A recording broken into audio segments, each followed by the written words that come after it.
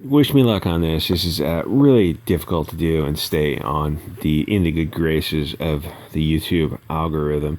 Okay, in case you don't remember, the Epstein, Ghislaine Maxwell, Epstein, Weinstein, Alan Dershowitz, who swears he was only tangentially involved in the Epstein Island shenanigans, and then he smeared one of the victims, which is a weird lack of self-awareness. I mean, like, genetically deep lack of not being able to read the room. He's a weird guy. And I did see him panic a little bit when he was on Tucker Carlson, when Tucker was asking him about his visits to Epstein's Island, and so you could almost see a little drop of sweat.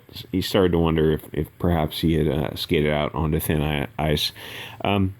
So that case is before the federal court now with Allison Nathan, who, if you remember, last year redacted or would not release some of the court documents because they were too inflammatory or something. Which is, people took notice of that, of her.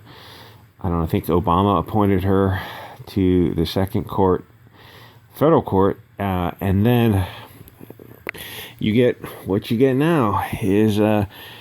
She had blocked sensational and impure information. So it's Allison Nathan, I think, Epstein, Weinstein, Ghislaine Maxwell, and then Chuck Schumer and Biden's cabinet nominated her to the Second Circuit Court of Appeals.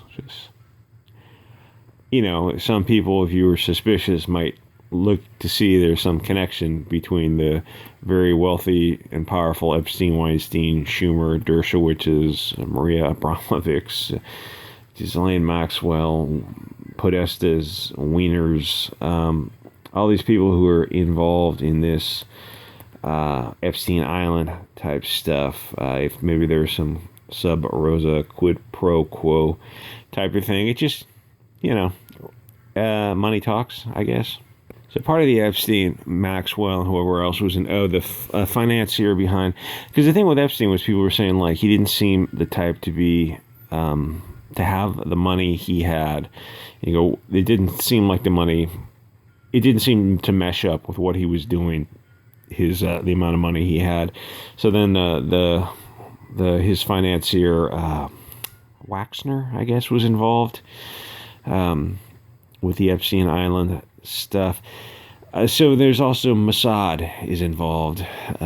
There's claims that the whole thing was, to get people, a honey trap operation, that's what it's called, where you get people to get massages and be walking around and take photographs with girls who are underage. It's like, well, a lot of people look at politicians now and they wonder, like why do they do such strange things? Like, why do they vote against what it seems like is the people's interest, the people who put them in office? And you kind of wonder, like, it's almost as if there's some blackmail hanging over their head. And it's funny, like, people laugh at Mike Pence for a lot of things, but his one thing that should stick with people is he never goes out to dinner. He never has a closed-door meeting with a woman. He's never alone with a woman without a chaperone. And that's a very, very wise decision. So this is Judge Allison Nathan. She was appointed probably by Obama, a lesbian judge. And I mean, she looks like, obviously, she looks very much like Ghislaine Maxwell. Which is a part of the thing that's not politically correct, because everyone involved in this case is, what's up with that. Anyway, there's a lot of shenanigans. And I heard, I think Jack Posobiec said something like, he predicts that they're just going to find her guilty and just try to put her away in prison and hope you forget all about this. Well, the thing is, as long as she's alive, she's dangerous. And I mean, they deleted Epstein. If they delete Maxwell also, I mean, you're going to have to give her some sweet deal to because if they delete her also, it's like, okay, well, America's just a second world country now. It's just Russia, where you've got the famous umbrella assassinations of Russia, where you put a little cyanide in the tip of an umbrella or something, or tetrodotoxin or something, where you just poke them with an umbrella and they're gone. That's kind of what America is kind of heading towards right now. If you were a little bit less trustworthy, you might say, oh, well, they're going to put her in prison and just sneak her out to Tel Aviv. I don't know if America has devolved that far. Like, people go, Epstein's actually alive. Now, here's the thing is, like, there's no honor among thieves. It's so much easier just to, if you're involved with Epstein, it's so much easier just to have him deleted. The same with Maxwell. Like, she's in prison.